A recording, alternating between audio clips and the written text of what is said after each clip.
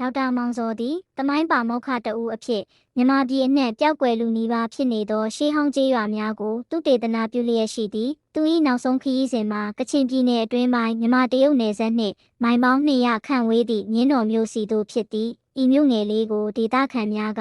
အရေးများဤမြို့ဟုအမည်တွင်စေခဲ့သည်မှာလွန်ခဲ့သောရာစုနှစ်အတွင်းခရီးသွားများသုတေသီများပျောက်ဆုံးမှုများမကြာခဏဖြစ်ပွားခဲ့သောကြောင့်ဟုဆိုသည်မြင်းတော်သို့ရောက်သည့်အခါဒေါက်တာမောင်စောသည်လူသူကင်းမဲ့သည့်အိမ်များတစ်သားပြီးသူကပျက်စီးယိုယွင်းနေသောဘုံကြီးကျောင်းဟောင်းတစ်ခုနှင့်လမ်းများပေါ်တွင်မိခိုးမြူများအစဉ်လိုဖုံးအုပ်နေသည်ကိုသတိထားမိသည်ဒေသခံများမှစကားပြောရန်စိတ်မဝင်စားဟုထင်ရတော့လဲညနေခင်းတွင်လက်ဖက်ရည်ဆိုင်တစ်ခုတွင်ဖြုတ်ဖြူစပင်နှင့်အဖိုးအိုတဦးကသူ့အားချဉ်ကပ်လာသည်ဆရာကြီးဤမျိုးသည်နေဝင်ချိန်နှင့်အတူအသက်ဝင်လာတတ်သည်ဟုလူအိုကမျက်လုံးများကိုလှုပ်ရှားကပြောသည်မြင့်အခါတွင်ကြောက်စိမ့်ရုပ်တုများလှည့်လည်သွားလာသည်ဟုအစဉ်လာကဆိုသည်သူတို့ကိုမြင်ပါကမလှည့်ပါနှင့်သူတို့သည်တင့်အားရင်းတို့၏ကဘာသို့ခေါ်ဆောင်သွားလိမ့်မည်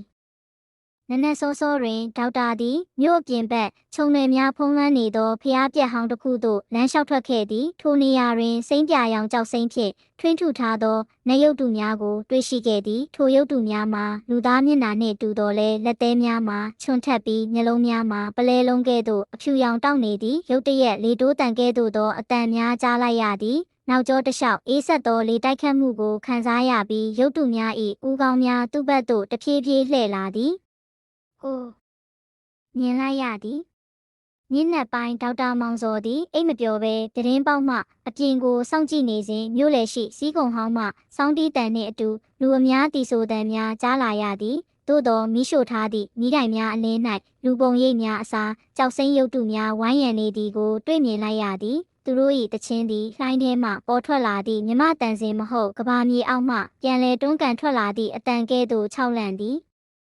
ဒေါက်တာမောင်စောသည်သူ၏ကင်မရာဖြင့်ဓာတ်ပုံရိုက်ရန်စ조사စဉ်ရုပ်တုတစ်ခုမှလျှက်တစ်ပြက်လှည့်လာကမျက်လုံးဖြူများဖြင့်စိုက်ကြည့်လိုက်သည်နောက်နေ့နံနက်ဒေါက်တာမောင်စောသည်သူ၏အိတ်ခမ်းထဲတွင်နိုးထလာခဲ့သည်ညအကြောင်းကိုမြည်သည့်အရေးအယောင်မှတ်ဉဏ်မှမကြံခဲ့သို့သောသူ၏ခြေထောက်တွင်စိမ့်ပြရောင်ရွှွန့်စည်းများကန့်ညိနေသည်ကိုတွေ့ရှိခဲ့သည်ထိုမျိုးမှထွက်ခွာချိန်တွင်လမ်းပြမြေပုံပေါ်တွင်မြင်းတော်အမည်နေရာ၌ဤနေရာတွင်မြို့မရှိဟုရေးထားသည်ကိုသတိပြုမိလိုက်သည်ဤဇလန်းသည်ဒေါက်တာမောင်စော၏မှတ်တမ်းများမှကောက်နှုတ်ထားခြင်းဖြစ်ပြီးမြင်းတော်မျိုး၏လျှို့ဝှက်ခြင်းမှာတဘာဝလွန်ဖြစ်မှန်လောသို့မဟုတ်စိတ်ကြောင့်ဖြစ်သောစိတ်ချောက်ချားမှုလောဆိုသည်ကိုစာဖတ်သူ၏စိတ်ကူးအားလွှတ်ပေးထားသည်နောက်ဆုံးတွင်မည်သူကမှမသိနိုင်သည့်အရေးများ၏မြို့တော်သည်စောင့်ဆိုင်နေစေပင်